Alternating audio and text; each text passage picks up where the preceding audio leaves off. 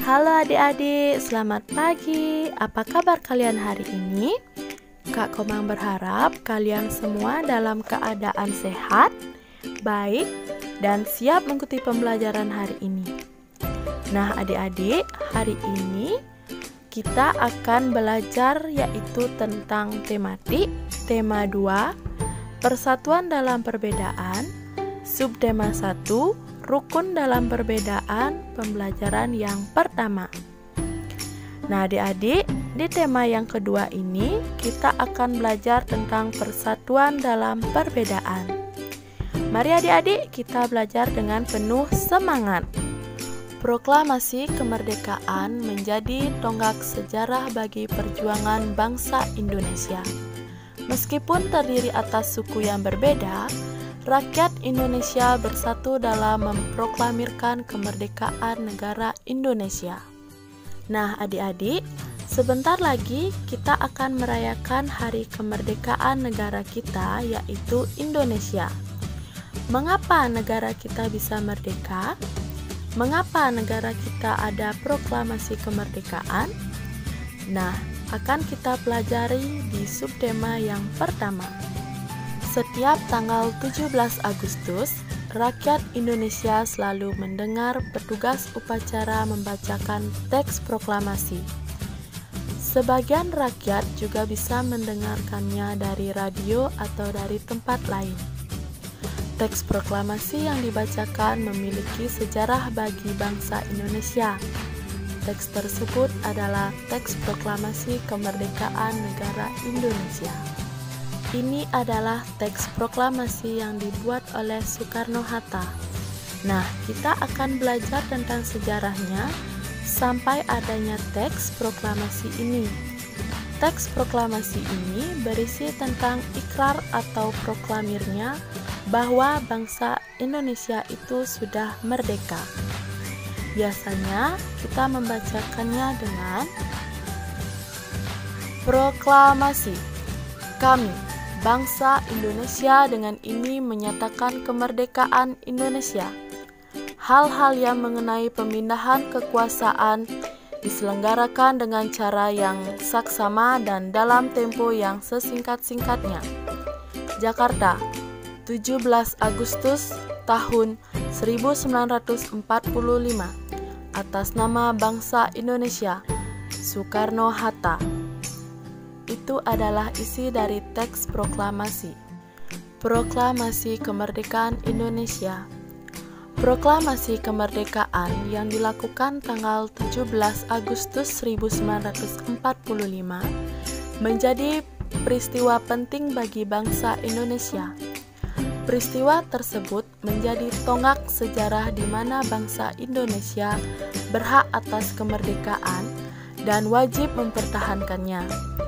Diawali dengan dijatuhkannya bom atom oleh tentara Amerika Serikat pada tanggal 6 Agustus 1945 di kota Hiroshima dan pada tanggal 9 Agustus 1945 di kota Nagasaki.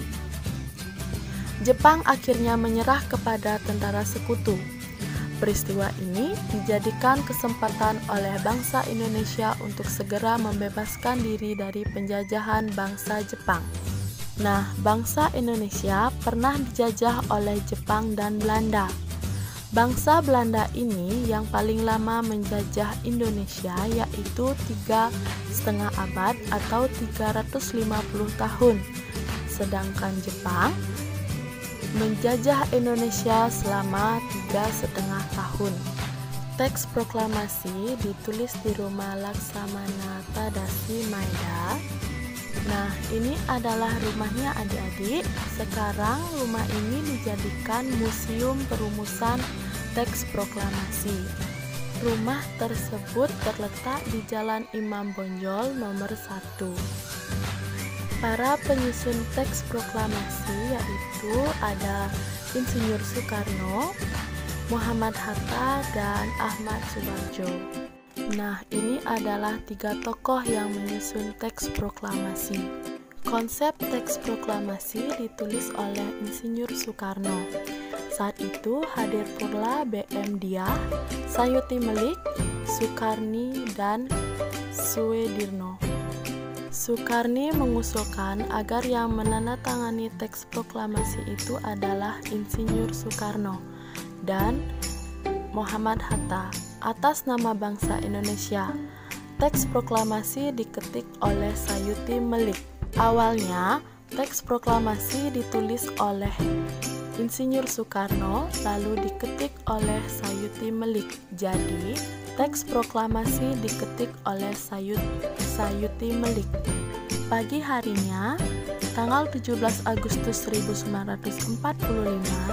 di kediaman Soekarno di Jalan Pegangsaan Timur nomor 56, telah hadir antara lain Swewirjo Wilopo, Gafar Pringgodidgo, Tabrani, dan Trimurti.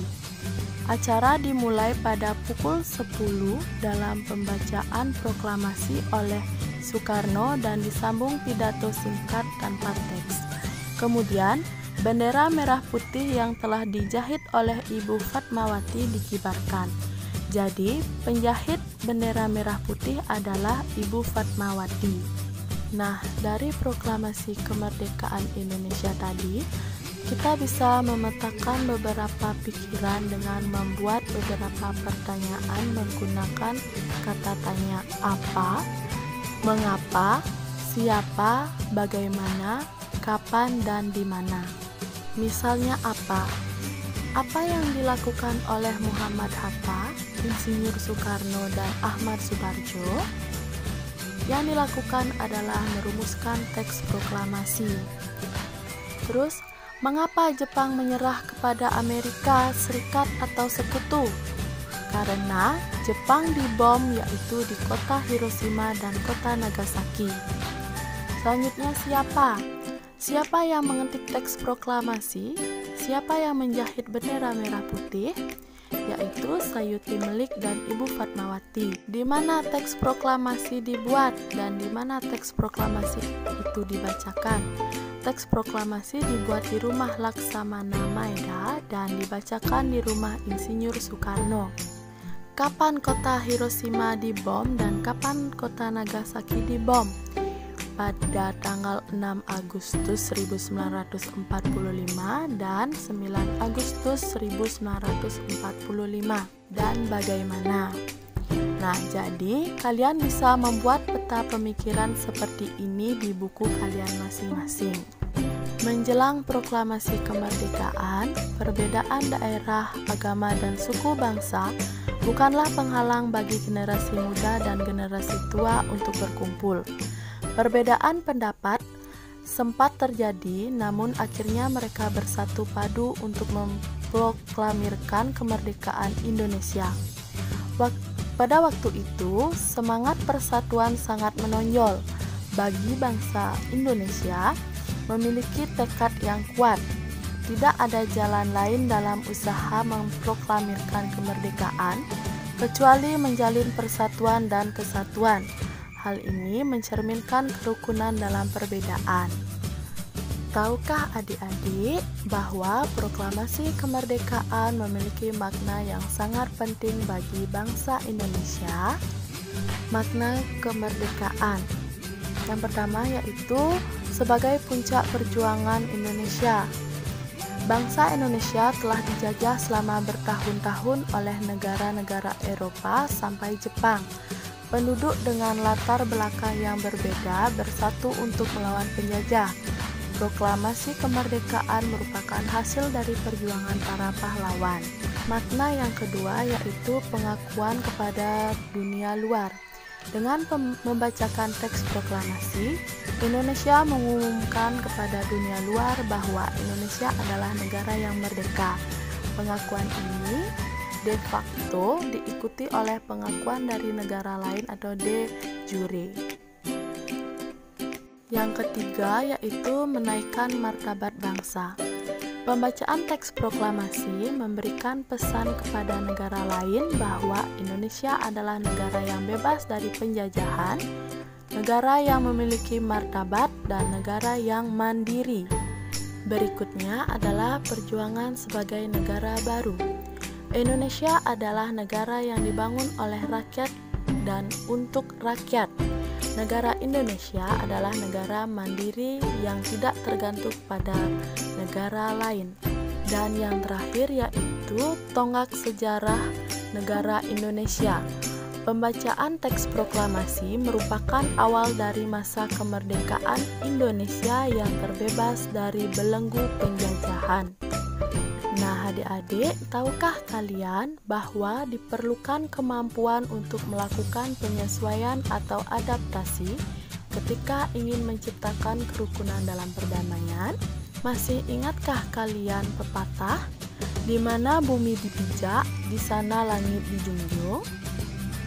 Pepatah ini mempunyai makna adik-adik. Apabila kita berada di tempat yang baru, maka kita perlu menyesuaikan diri dengan keadaan setempat agar kita bisa diterima dan hidup berdampingan dengan damai. Hal ini juga berlaku pada tumbuhan. Agar keberlangsungan hidupnya terjamin, maka tumbuhan harus mampu melakukan adaptasi sesuai kondisi lingkungannya. Bagaimana cara tumbuhan beradaptasi? Ayo kita pelajari. Ini adalah bunga teratai. Tahukah adik-adik bunga teratai? Tanaman ini tumbuh di air. Agar dapat menyesuaikan diri, tanaman ini memiliki akar di bawah air. Tangkai daunnya tumbuh menjalar sehingga daun teratai dapat mengapung di air. Ini adalah contoh adaptasi bunga teratai.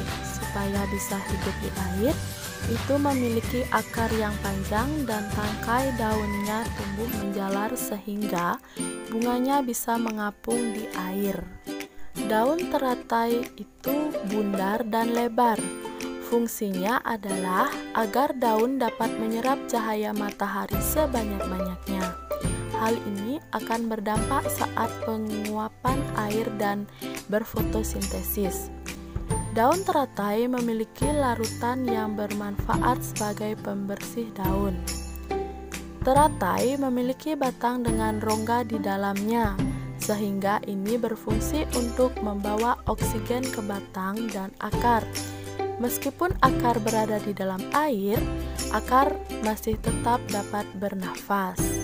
Nah, dari bacaan bunga teratai tadi, kalian juga bisa membuat peta pemikiran menggunakan kalimat tanya apa, mengapa, siapa, bagaimana, kapan, dan di mana. Misalnya apa? Apa yang bisa teratai lakukan untuk beradaptasi dirinya di atas air? Misalnya batangnya berongga, akarnya di dalam air. Terus misalnya mengapa? Mengapa bunga teratai bisa hidup di dalam air? Nah, dan selanjutnya. Nah, kalian bisa membuat peta pemikiran dari bacaan bunga teratai. Seperti tumbuhan, manusia memiliki cara berbeda dalam beradaptasi. Perbedaan yang ada bukan untuk dipermasalahkan, namun untuk disyukuri. Tuhan menciptakan kita berbeda-beda agar kita saling mengenal dan saling menghargai. Perbedaan merupakan anugerah. Nah, itu tadi adik-adik pembelajaran kita di tema 2, subtema 1, pembelajaran yang pertama. Semoga video pembelajaran dari Kak Komar ini bermanfaat untuk adik-adik semuanya. Jangan lupa selalu menjaga kesehatan kalian dan tetap semangat belajar. Terima kasih sudah menonton video dari Kak Komang. Sampai jumpa pada video pembelajaran selanjutnya.